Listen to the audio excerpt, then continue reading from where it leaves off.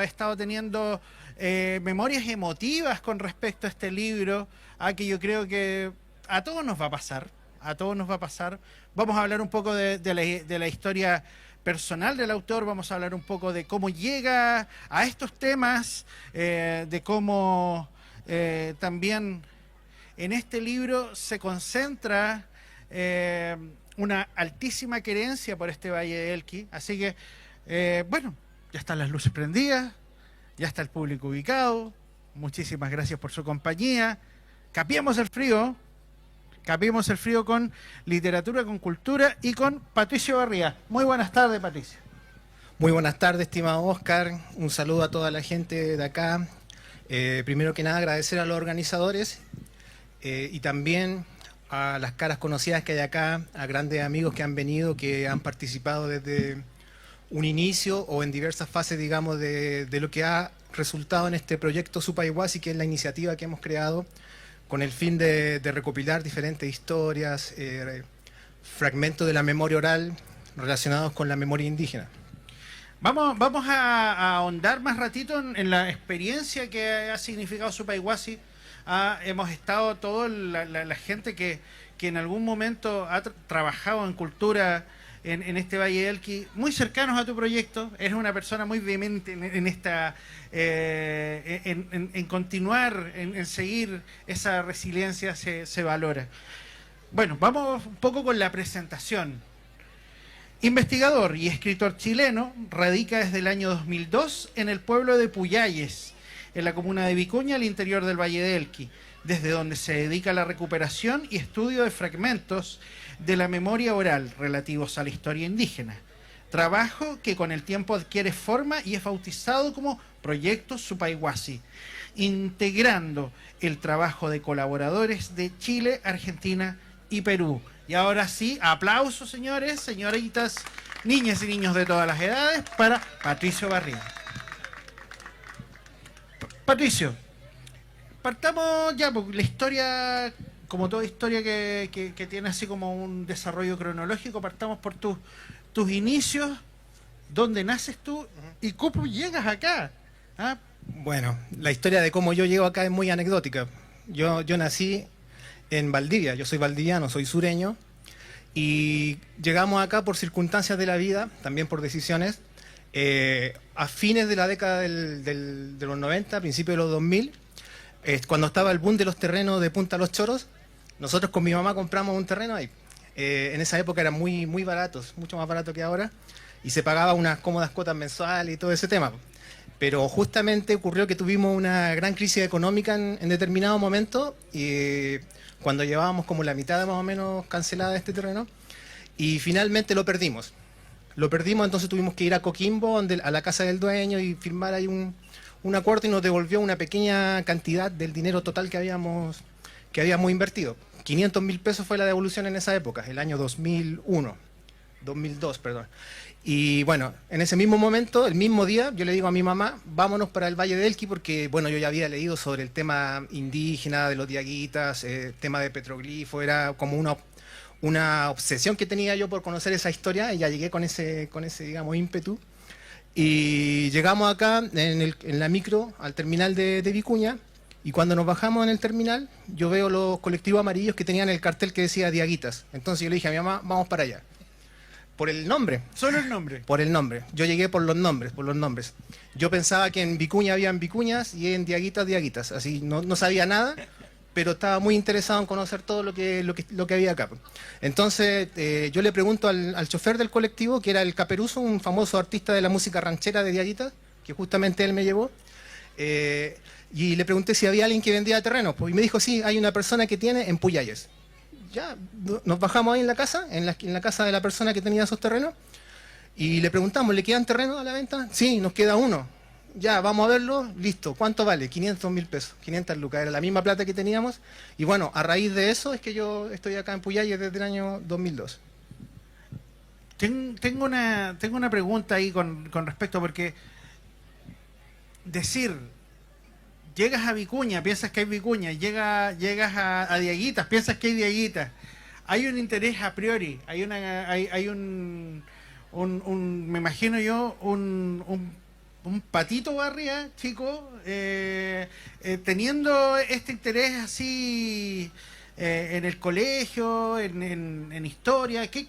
Cómo, ¿Cómo llega eso a tu vida? ¿Tú tenías un interés especial por la historia de Chile y los ramos que tenían que ver con la arqueología y el conocimiento de nuestro pueblo originario? ¿Cómo se va dando esa parte? Esa Bueno, mecánica? yo me acuerdo que tempranamente en la escuela leí un libro de Remy Simón que se llamaba En el país de los incas, que es un libro para niños.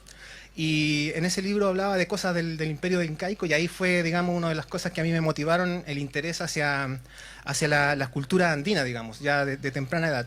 Y después me acuerdo otro hecho importante también, que cuando tenía alrededor de 13 años aproximadamente, en Valdivia, en la playa, encontré una roca con petroglifos. Y cuando vi eso, digamos, me obsesioné totalmente, porque yo decía, esto tiene un mensaje, pero ¿qué significa? Y era muy difícil tratar de desvelar ese significado, y me quedé con eso siempre, con esa idea de la importancia que tienen esos mensajes que están escritos en las piedras. Bueno, y antes de llegar a Caelqui, yo ya había leído alguna monografía, una de Otto Klein, sobre la cultura, lo que él denominaba cultura ovalle, que es un trabajo sobre arte rupestre de acá del norte chico.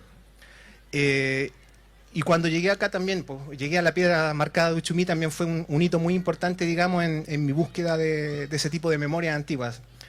Pero paralelamente a este tema de la arqueología, también era muy importante para mí el tema de la memoria oral. Y desde que yo me asenté, digamos, en el pueblo de Puyalles, empecé a preguntar, le preguntaba a toda la gente, ya era como insistente en ese tema, era en los lugares más insólitos, dejaba descolocada a la gente preguntándole sobre historias de indios, por ejemplo. Entonces, algunas de las historias que he podido recopilar, yo pienso que ha sido en parte por esa forma inusual de búsqueda, de aproximación, claro, como una pasión así desmedida, quizás por el tema, y sobre todo porque la memoria indígena de Elqui es algo muy esquivo, es muy difícil penetrarlo porque son fragmentos que hay, o sea, no es un corpus ordenado de una herencia indígena para nada, porque yo te diría que del 100% del universo de los relatos orales que hay, solo un pequeño porcentaje corresponde a relatos que tienen que ver con la memoria indígena. Y más aún, las personas que los manejan no consideran que son indígenas esos relatos. O sea que para poder escuchar esas historias hay que convivir con la gente y escuchar muchas cosas. A mí me tocó, por ejemplo, una de las historias más importantes que he recopilado, que es una versión de la historia de las 3 tribus, que está en el libro, digamos. La manera en que lo recopilé fue que yo cuando llegué no tenía un peso. O sea, empecé yo desde lo más bajo, digamos, de la escala social, ahí de a poquito, y paralelamente iba progresando mi investigación, por así decirlo. Entonces a mí me tocó ir a la uva sin saber cosechar, a la cosecha de la uva, y me puse a cosechar todo verde. No entendía un carajo de cuál era el punto exacto de la que la uva estaba lista para ser cosechada. Entonces el jefe, así en vez de echarme, me dijo, ya, vaya a trabajar al día con unos abuelitos. Pues ahí me tocó con un abuelito de Andacoyo, y yo le pregunté justamente si que tenía historias de indígenas, y me dijo, no, nada. Bueno, y después, como al tercer día, me empezó a contar adivinanzas. Una serie de adivinanzas, la adivinanza del zorro con el sapito, y no sé, como por la adivinanza número 10 salió la historia de las 3 tribus. O sea, él la consideraba dentro del ámbito de la adivinanza. Y la historia, un resumen de la historia básicamente, que dice que cuando llegaron los españoles, en ese tiempo, habían 3 tribus de indios que vivían en el Valle de Elqui. Primero estaban los de Marquesa, después los de Diaguitas, asentados desde Diaguitas hacia arriba, y los más ricos de todos, que eran los incas, que estaban asentados en la cordillera, especialmente en la zona del Cerro Doñana y Las Tórtolas, siguiendo al pie de la letra, digamos, el relato oral. Y decía que el jefe de los incas, el rey de los incas que vivía en esa zona, en esos lugares cordilleranos, mandaba a pedir pescado una vez al año. Y el pescado tenía que llegar vivo en el mismo día. Entonces la adivinanza decía, ¿cómo cree usted que el pescado llegaba vivo? Porque era una adivinanza. Entonces el hombre decía que los indios tenían un camino bien anivelado, y cada pueblo ponía a los indios más rápidos que tenía. Entonces, desde la costa sacaban una vasija con agua de mar y los peces adentro, y se la iban pasando uno a otro, digamos, hasta que llegaba en un solo día hasta la cordillera. Y bueno, después, con el tiempo, con el pasar de los años, pude realizar otras investigaciones. Yo estudié en Argentina antropología y también algo de arqueología. Y bueno, indagando sobre esta historia, descubrí que en el Cusco, según cronistas tempranos de allá de Perú, el Inca también en Cusco mandaba a pedir pescado fresco. Y también era una cosa muy similar, que lo traían en el mismo día, llegaba desde un camino que tenían los incas, que era por el Arequipa, por la zona del cañón de Cotahuasi, que llegaba hasta la costa en Arequipa, a un lugar que se llama Puerto Inca. Entonces, eso me hizo entender, por ejemplo, comprobar la fidelidad histórica que tenía este relato, porque esta historia del pescado, pero cusqueño, digamos, este relato es casi muy poco mencionado, aparece como en una historia de Garcilaso de la Vega, por ejemplo, y en otro más, pero no ha sido tomado en cuenta por los investigadores. Entonces, al comprobar que acá en el que había una historia similar, digamos, desde la periferia de lo que sería el Tahuantinsuyo, eso da a pensar que en realidad la memoria oral tiene mucho potencial y es muy importante recuperarla. Hay veces en el trabajo también me ha tocado ver esto de que cosas que se perciben como cotidianas y de repente llega alguien con una avidez particular a preguntar sobre eso y de repente es como la lana, con este ovillo de lana, y uno empieza a sacar información. Y en tu caso yo me imagino es la misma idea, es encontrarse con alguien que te está narrando adivinanza, una cosa así que es como una jugarreta, y de repente salen estas cosas. Mira, justo estábamos antes de comenzar aquí como estructurando esta conversación un poquito, ¿ah? Y una de las palabras que a un nivel emotivo me resonaron cuando yo estaba leyendo el libro era ñaupa. Porque yo me acuerdo de mi abuelita, y seguramente todos acá, cuando las abuelitas decían, oye, esto es del año ñauca. Y yo decía, aquí hay algo que seguramente esa misma tradición oral nos fue trayendo desde esos tiempos ancestrales. Cuéntanos un poco también de otras. Sería interesante ver otros términos, otras cosas que nosotros en el diario vivir tenemos y que vienen por esta memoria oral. Bueno, el tema de la palabra ñauca, se nombra ñauca acá, eso viene de una palabra quechua que es ñaupa, que se refiere a los tiempos pretéritos, a tiempos que pertenecen a otra era, digamos, de la historia de la humanidad. Porque en el caso andino, que también, por ejemplo, en el caso de los incas, digamos, la historia se visualizaba como por diferentes eras. Habían diferentes eras de la historia de la humanidad y la humanidad había sido destruida y comenzaba un nuevo hito histórico, y tenían una idea entonces de cambios a través de eras. Y que, por ejemplo, está el tema del diluvio también muy presente en todos los Andes, y justamente una de las historias más lindas que pude recuperar es una versión elquina del diluvio universal que tiene mucho que ver con otros contextos indígenas de otros lugares andinos, pero a la vez tiene elementos muy propios, como genuinos y propios del lugar. La historia esta de los primeros antiguos habla de que al principio de los tiempos existía una humanidad anterior a nosotros y que vino un diluvio que destruyó prácticamente a todas las personas. Y los únicos que lograron sobrevivir a ese diluvio fueron quienes se refugiaron en la cima de los cerros. Entonces, a través de eso ocurrió un proceso en que el alma de estas sobrevivientes, de estos ancestros que se llaman los primeros antiguos en los relatos que yo he podido recopilar, le dieron la forma a los cerros, de sus orejas, sus ojos, esas características antropomorfas que se pueden ver, porque si ustedes se fijan en Elqui, en realidad hay muchos relatos de, por ejemplo, la cara del indio del Molle.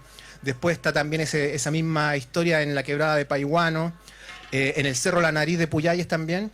Hay muchos cerros que, viéndolo desde determinado perfil, digamos, se aprecia esa silueta humana. Entonces la explicación de eso es que corresponde a los primeros ancestros, digamos, de los cuales las personas que habitan alrededor de esos cerros, digamos, son como sus descendientes. Estaba pensando también bueno, aparte del tema que nos convoca, mira, esto a lo mejor es un tema simplemente de percepción, pero Patricio siempre me ha llamado mucho la atención la velocidad de sus palabras. Tú hablas muy rápido y eso tiene que ver con que sientes así, pero muy, muy profundo lo que estabas haciendo. Y tiene que ver también con la propia pasión y resiliencia que le has impreso al proyecto Supayhuasi. Supayhuasi. cómo nace, cómo llega a tener todos estos cuadernos que a la vez son libros, que a la vez son un montón de conocimiento, con testimonios, con citas muy pertinentes desde lo académico a lo más cotidiano. ¿Cómo se llega a eso? Bueno, en los primeros años que yo estuve viviendo en Puyahue, digamos, llegué a un punto en que yo dije, para completar el entendimiento de la historia de este lugar donde yo estoy viviendo, para entenderlo, tendría que ir a Argentina, dije yo, a la zona donde habitaban los diaguitas de Argentina, y en ese lugar, digamos, buscar otras fuentes orales, otra información, y a la vez justamente aproveché de estudiar allá. Estudié antropología en Córdoba, y también estuve en Catamarca estuve 2 años. Y en todo ese tiempo, digamos, estuve buscando toda esta memoria oral en los diferentes lugares de los valles calchaquíes, al interior de Catamarca, buscando un poco esta relación. Y justamente en la parte académica, estudiando allá con otro compañero de Argentina, de Santiago del Estero, que también tenía intereses similares a los míos y muchas historias de su pago, de sus tierras santiagueñas. Y entre los dos fundamos el proyecto Supayhuasi. O sea, en un origen es algo binacional. De hecho, hemos hecho muchas actividades en Argentina, en un principio, sobre todo a partir de la fundación del proyecto, que fue el año 2016. Se hicieron varias actividades en Córdoba, Santiago del Estero, Catamarca, en Córdoba, Amaicha del Valle también. Y bueno, la vez más linda de todo fue una presentación, me acordé ahora, una presentación en Amaicha del Valle, donde llegaron puras abuelitas. Eran full abuelitas de la comunidad indígena, y fue como una cosa impresionante que sucedió, porque yo contaba una historia y se paraban la abuelita, esa se parece, me acordé de esta historia, y fue como una lluvia de historias así, y empezaron a contar cosas muy íntimas de su acervo cultural, digamos, y quedaron encantados con las historias del Valle de Elqui. Y bueno, toda esa conversación que sucedió ahí, las historias que se contaron, las dejamos por el momento guardadas, porque hay que volver a conversar con ellas, digamos, para ver si alguna vez quieren publicar. De hecho, en un momento ellas querían que se hiciera este mismo proyecto allá, porque necesitaban material para su escuela, porque decían que las profesoras de la escuela, por ejemplo, querían encontrar algo sobre el algarrobo y buscaban en internet, y salían cosas, no sé, pues del Chaco, de otras zonas geográficas, digamos, no del lugar propio de ellos. Voy a hacer una pequeñísima mención que en un esfuerzo de producción me acaban de comunicar,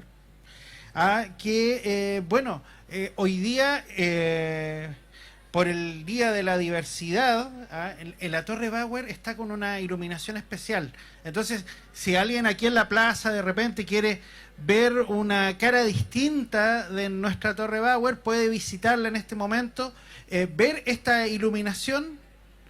A las 7 de la tarde, me dicen. Perfecto. Otro esfuerzo de producción. 7 de la tarde, la Torre Bauer, para que la puedan ver. De esta conversación nos vamos ligerito a ver la Torre Bauer. Ahora, bueno, volviendo sobre esta conversación. A ver, también hay otros temas que tienen que ver con los propios pueblos de acá, sus relaciones trasandinas. Ya que nombraste el tema, me llama mucho la atención. Porque también uno ve familias que se fraccionaron en esta binacionalidad, y que hay apellidos comunes, hay nombres comunes, localidades, etcétera. ¿Tú qué nos puedes contar al respecto? Bueno, es un tremendo lío la pregunta que me hiciste, porque hay que retroceder mucho en el tiempo y hay muchas posibilidades. O sea, si uno analiza la documentación histórica, por ejemplo, al principio, durante el descubrimiento y la conquista de Chile, hubo una matanza muy grande inicialmente, que disminuyó drásticamente la población de los valles de Copiapó, Huasco y Coquimbo. Y eso significó, digamos, se sembró una duda ahí, porque después cuando la ciudad de La Serena fue destruida por los indígenas, Francisco de Aguirre se va a fundar Santiago del Estero, en Argentina, justamente donde mi amigo Guillermo, y se dice que de la zona de Tucumán trajo mucha gente, también muchos indígenas esclavizados para acá, con el fin de completar la mano de obra, porque, bueno, el fin de los españoles en sí no era matar a los indígenas, porque si los mataba a todos no iba a tener de dónde sacar riqueza. La riqueza del español era a través del trabajo del indígena. ¿Me entiendes? Entonces, como se había hecho esta gran matanza inicial, digamos, había que rellenar con población indígena de otros lugares a toda costa para poder completar, digamos, la obra colonizadora. Entonces se recurrió a estas verdaderos viajes para esclavizar indígenas tanto de Tucumán y también del sur de la, entre comillas, Guerra de Arauco. Entonces ahí se plantea la primera duda, si los diaguitas, porque en la documentación colonial el único lugar en Chile donde aparecen nombrado un pueblo, incluso un valle de los diaguitas, un territorio como tal, incluso en algún momento con 3 pueblos que eran Pama, Tuquí y Lume, es en la zona desde la puntilla de Diaguita, donde comienza Diaguitas, hasta Rivadavia y un poco más allá también, dependiendo de la época. Entonces, algunos investigadores explican eso de 2 maneras, básicamente. Una sería que los diaguitas estaban ahí en esa zona porque habían sido acorralados, esto lo hizo Osvaldo Silva, dice, fueron acorralados ahí y las tierras alrededor de La Serena fueron repartidas para los españoles. Y la otra opción, que también es muy popular entre muchos investigadores, como por ejemplo Gastón Castillo, dicen que los diaguitas eran mitimaes, perdón, que habían sido o traídos por los españoles para rellenar esa mano de obra, Francisco de Aguirre y otros, o habían anteriormente llegado como mitimaes traídos por los incas, porque los incas tenían una política de colonización que se basaba en la movilización de grandes contingentes de población. Así que la pregunta que me hiciste estuvo muy compleja porque sigue para allá a través del tiempo. Mi opinión personal es que en determinada época, Diaguita, en el Valle de Elqui, era la persona el indígena que habitaba en el lugar. Como que hubo un momento de la historia en que la identidad, porque sabemos que la identidad es una cosa diferente que la realidad histórica, o ¿me entiendes? Sí. Que la versión científica, la identidad tiene sus propios carriles. Entonces, en un momento la identidad giró en torno al pueblo donde habían sido reducidos por los españoles, los indígenas. Entonces estaba el pueblo de Diaguitas, estaba el pueblo de Elque. Entonces, para mí, la identidad, más allá del origen étnico, se relaciona a eso. Entonces, en esa época, en la época colonial, al correr de la colonia, ser diaguita era ser de la zona de Diaguitas. Eso era ser diaguita. No necesariamente hablar una lengua cacán, no vestirse con grecas y todo eso, ¿me entiendes? Sino que ser de ese pueblo y eso... Una pertenencia como geográfica, claro, como sí, decir, son de acá. Claro, como parroquial, en el sentido de la parroquia construida por los españoles. Y hoy en día ser diaguita, en el sentido común, ya significa básicamente ser descendiente indígena en todo el norte chico, porque así se dio, ¿no? ¿Me entiendes? Más allá de lo que nosotros podamos pensar. Volviendo ahora con el libro. Tú me estabas comentando, lo estabas contando recién, que aquí hay investigación, no corresponde a un periodo de tiempo específico, sino que es como que hay un relato que lo hiciste hace 7 años, otro más reciente, la compilación de esto, el hilo conductor a la hora de compilar estos fragmentos de memoria oral. ¿Ah? ¿Cuál es la manera en que tú lograste, digamos, hacer esta selección? ¿Ah? ¿Cuál dijiste, estos se quedan, estos no, estos sí, estos no? Me imagino que hay mucho más que este libro y por lo mismo, ¿cómo llegas a esta selección? Bueno, sí, pues sea como sea, aunque sea un libro construido en base a relatos de la memoria oral, siempre va a estar el punto de vista del autor ahí presente, tanto en la selección de las memorias orales, porque, como te decía en un principio, el 99% de las veces los relatos no son considerados indígenas por las personas que tienen esos relatos. ¿Me entiendes? Entonces ya hay una postura autoral de mi parte de decir, ya yo lo considero indígena esto. ¿Y por qué? Bueno, en base por los estudios que he realizado. Yo he realizado estudios tanto de arqueología, pero sobre todo de el conocimiento de otras culturas indígenas, de leer etnografía, tanto desde el Amazonas, de los Andes centrales, del sur de Chile. Entonces eso me hace poder hilar, digamos, que determinado relato local tiene una relación con el mundo indígena. Te voy a dar un ejemplo, es un relato que no está acá, pero es bien positivo para presentarlo, para ilustrar lo que quiero decir. Por ejemplo, el tema del Piuchen, muchos conocerán la historia del Piuchen, es una historia muy común en el ambiente cabrero, es 100%, sí, Sí, me acuerdo porque incluso en alguna publicación del museo la tuvimos presente. Claro. Entonces, bueno, esta historia del piuchen, más que una historia, es una práctica cultural que tiene que ver con la crianza de las cabras. Los cabreros dicen que el piuchen es una especie de animal, lo consideran como un animal más, pero que es perjudicial. Lo ponen así, más o menos hacen un parangón como con el puma, porque le hace perder los cabritos nuevos, cuando son recién nacidos y aún no han comido pasto, solamente son lactantes. En ese momento aparece el piuchen, que es una serpiente alada.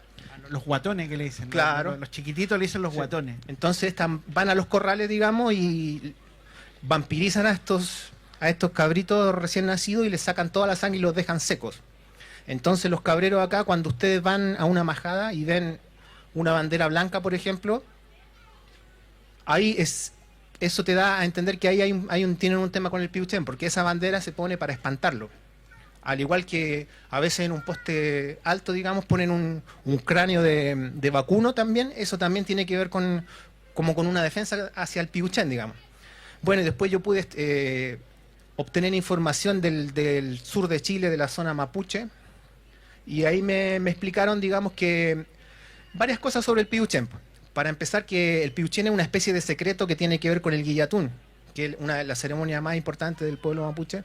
Y, por ejemplo, cuando se sacrifica un corderito o algo, la sangre que se le saca siempre va hacia el piuchen. Es para el piuchen, siempre está presente ese ser. Y también, por ejemplo, algunos machi dicen que el espíritu del canelo, que es un árbol sagrado para el pueblo mapuche, el espíritu como se manifiesta, digamos, es un piuchen de color rojo.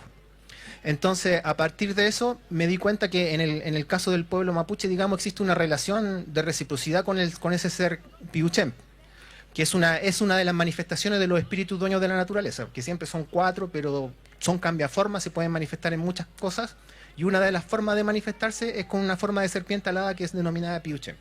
Entonces me di cuenta que ahí yo podía analicé, digamos, que en el caso de nuestro territorio, esa reciprocidad ya se perdió, digamos, porque se ve al piuchen, se lo ve como un enemigo y siempre se habla de las contras que hay que hacer para que no ataque.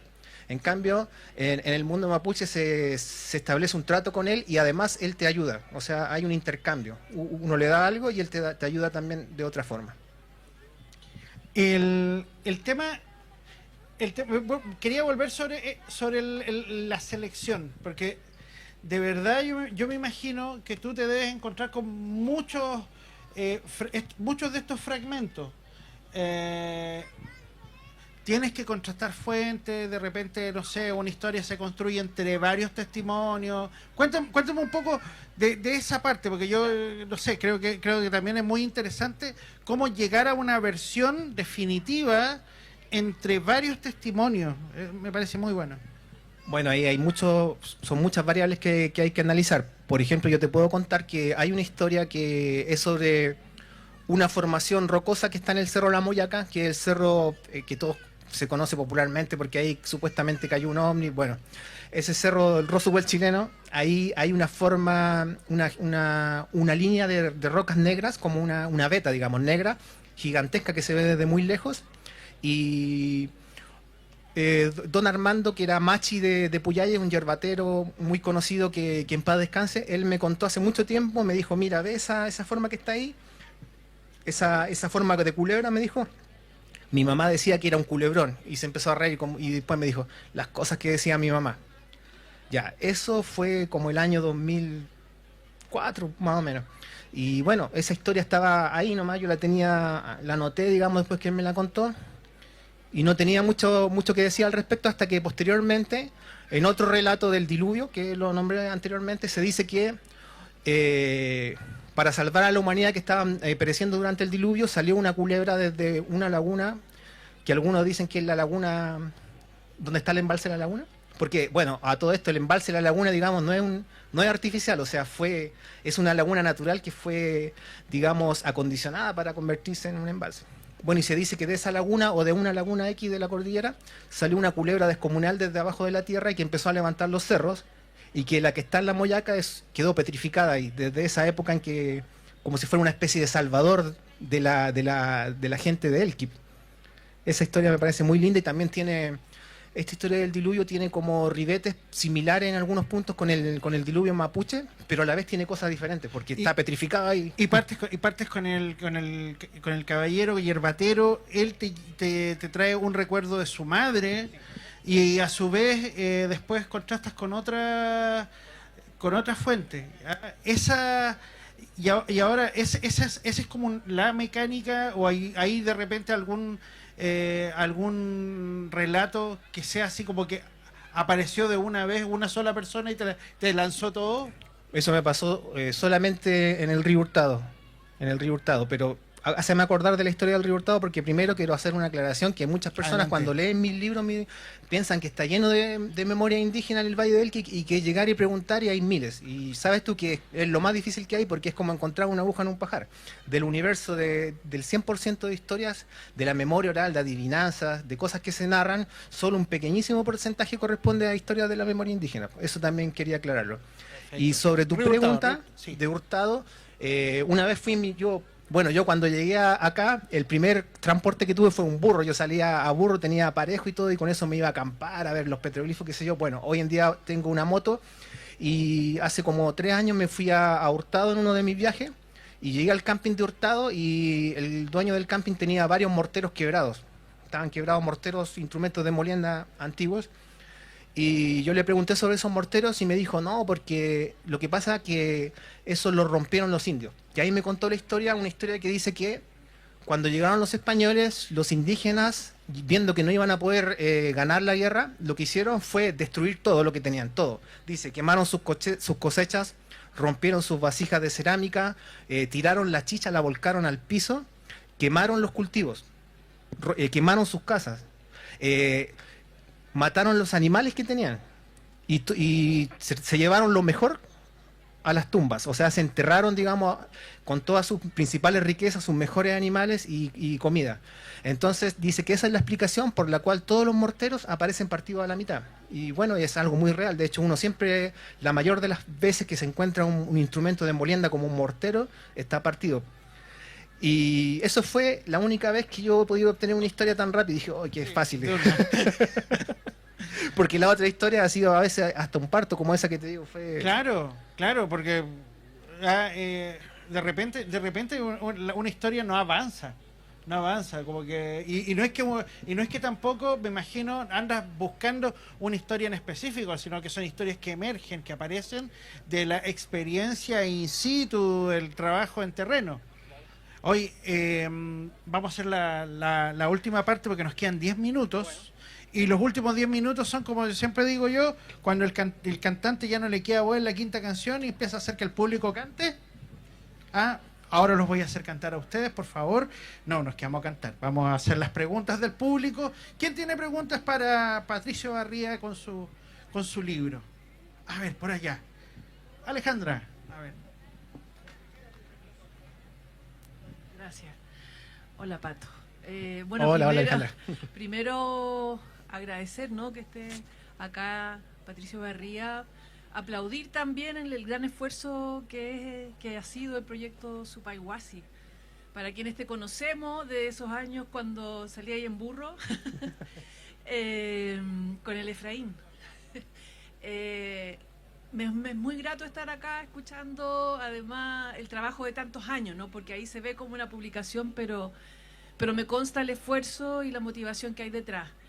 Quería también un poco aplaudir la autogestión, ¿no?, del proyecto Supayhuasi, porque no es fácil no solo el investigar de manera independiente como lo haces tú, aunque yo sé que también estás ligado a algunas instituciones más académicas, siento que también tu trabajo pasa por una investigación desde este territorio, ¿no?, levantando el pensamiento crítico y levantando estas investigaciones desde acá. Quería preguntarte un poco de eso, ¿no? En algún momento en tu relato dijiste de que habían algunos relatos que otros investigadores no habían tomado en cuenta. ¿De qué manera crees tú que estos saberes, ¿no?, estos conocimientos, estos relatos que tú has ido recogiendo a lo largo de muchos años, logran como un poco democratizar esas epistemologías que vienen desde la academia, ¿no? Los saberes populares, por decirlo de alguna manera, ¿Qué lugar tienen en ese mundo más científico, más académico? Hay gente, claro, que los puede tomar en cuenta, pero en el momento en los que hubo, ¿qué pasa ahí? ¿Cómo ha sido tu experiencia en ese sentido?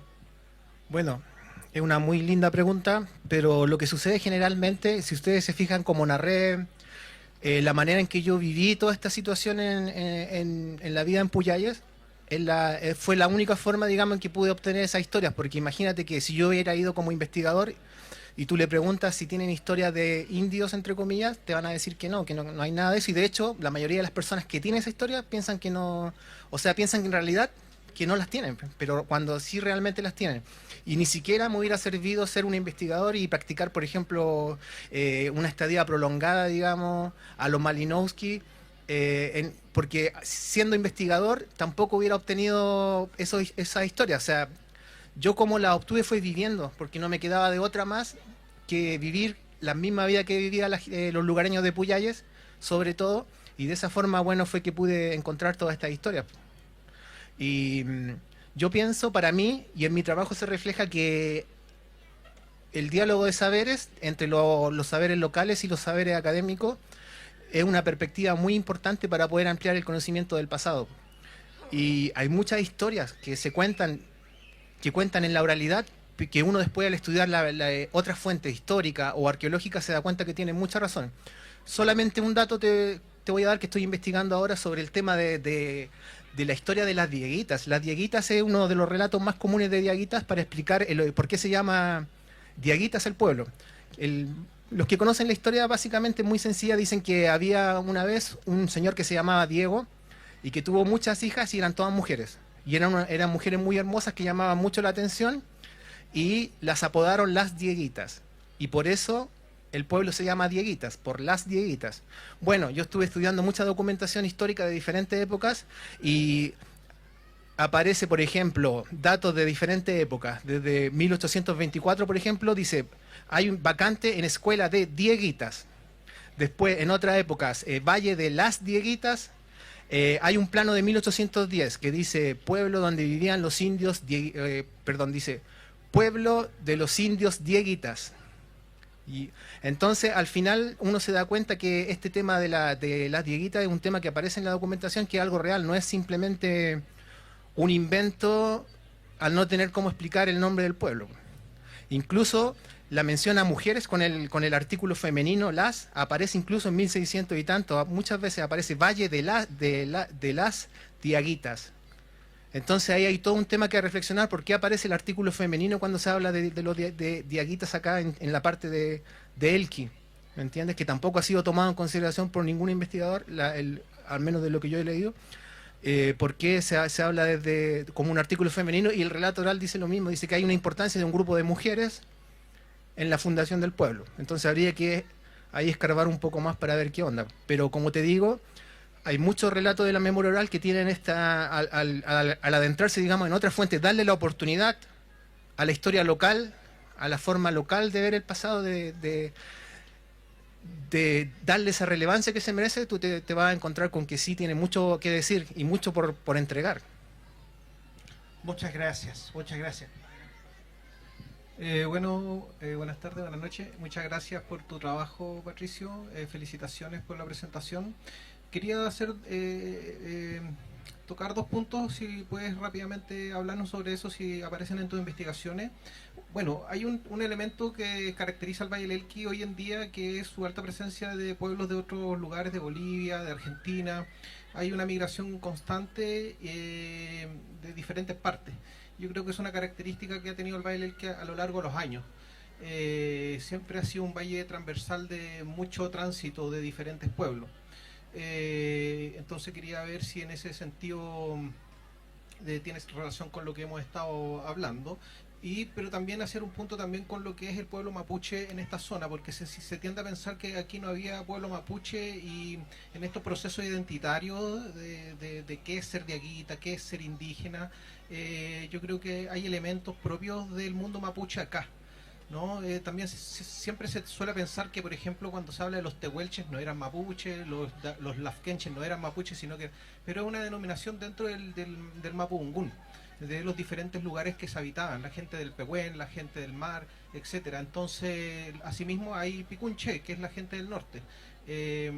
Si también encontraste elementos propios, bueno, lo que estábamos hablando de Kaikai Bilú, Tren Tren y Kaikai, que es también propio del tema del diluvio.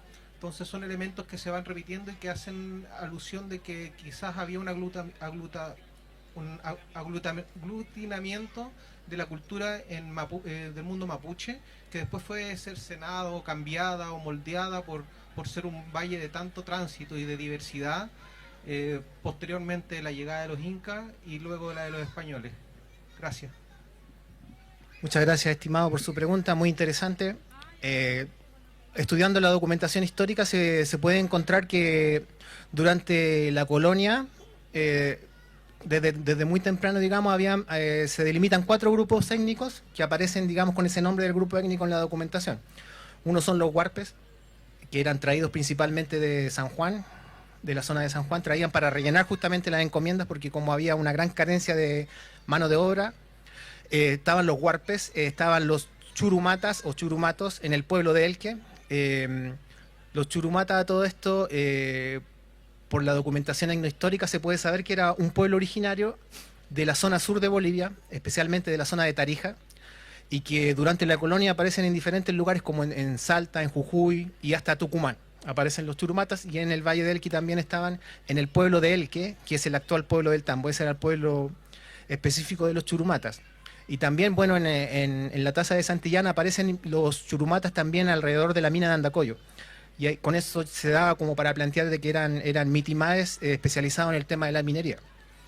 Y otro pueblo mencionado eran los diaguitas. Los diaguitas, por supuesto, acá se habla incluso en un tiempo de un valle de las diaguitas o de los diaguitas. Los españoles tenían la costumbre de nombrar a un mismo valle con diferentes nombres, de acuerdo al cacique que vivía ahí o a otras características, y el sector, digamos, desde el este, inmediatamente al este de Vicuña, para arriba era denominado Valle de las Diaguitas. Y en ese lugar se nombran 3 pueblos, como dije anteriormente, Pama, Tuquí y Lume. Y ni Pama y Tuquí no sabemos cuáles son los pueblos, porque el topónimo no pervivió hasta la actualidad, pero sí Lume, porque hay una fuente donde aparece nombrado Campana Lume. Entonces eso hace presumir que Lume es el actual pueblo de La Campana, que era uno de los pueblos de los diaguitas. Y el otro pueblo que aparece mencionado desde muy temprano son los Chile. Chile es el nombre del pueblo indígena habitante del Valle de Aconcagua. Durante mucho tiempo el Valle de Aconcagua se llamó Chile, el río Aconcagua se llamaba Chile. El habla de esos habitantes se llamaba Chilidungún, lengua de Chile.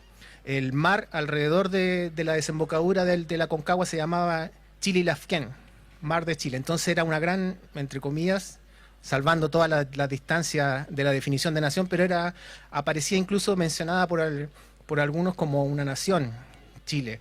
Bueno, y los chiles estaban presentes, digamos, en numerosas documentación histórica. Por ejemplo, la primera vez que se nombra a los diaguitas en un documento histórico es la encomienda de los indios Diaguitas Chile, que según Cortés, el historiador Cortés, esa encomienda está en la zona de Rivadavia. Y uno ve la lista de las personas que están ahí y había muchos nombres mapuches, que estaban mezclados, digamos, con otros nombres que no se sabe qué significado tienen, que probablemente son los diaguitas, digamos. Entonces, desde lo más temprano ya estaban los chiles presentes en esta zona. ¿Y qué significa eso? Que es muy probable que hayan ya estado en la época de los incas.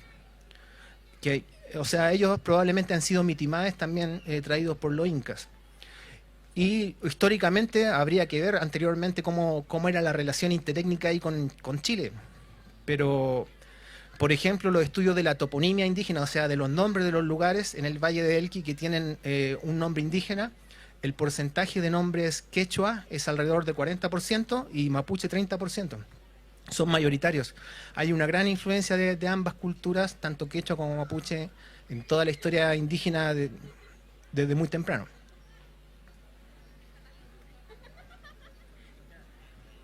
Se nos fue el animador. No se ha ido el animador. Lo que pasa es que nos están diciendo que lamentablemente vamos a tener que hacer una última intervención, no más preguntas, pero finalmente, ¿por qué tenemos que leer, adquirir, atesorar estas memorias indígenas de Elqui? Bueno, porque para escribir un libro así, de la forma en que yo lo hice, hay que estar un poco loco y o sea, va a ser muy difícil que se pueda repetir. Así que bueno, eso es lo único que se me ocurre decir sobre eso. Pero yo creo que hay una gran pasión ahí en este libro y hay mucha información que es relevante también porque el tema de la memoria es cada vez más importante en este contexto que estamos viviendo sobre la identidad. ¿Puedo decir algo como lector, ya que he tenido el privilegio de leerlo? Además, Patricio tiene una prosa muy amena. Uno lee esto y de verdad se va volando. El relato es ágil, es entretenido. Le leí un par de historias a mi hija que tiene 9 años y ningún problema.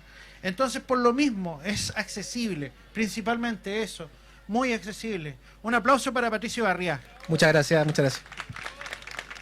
Nosotros continuamos en esta décima Feria del Libro de Vicuña, una invitación de la Corporación Cultural de la Ilustre Municipalidad de Vicuña, un apoyo decisivo del Gobierno Regional de Coquimbo. Y ya se viene la próxima presentación, un conversatorio mistraliano de selección, Jaime Quesada, Pedro Pablo Segers y moderando nuestro querido amigo Breno Donoso. Así que no se lo pueden perder.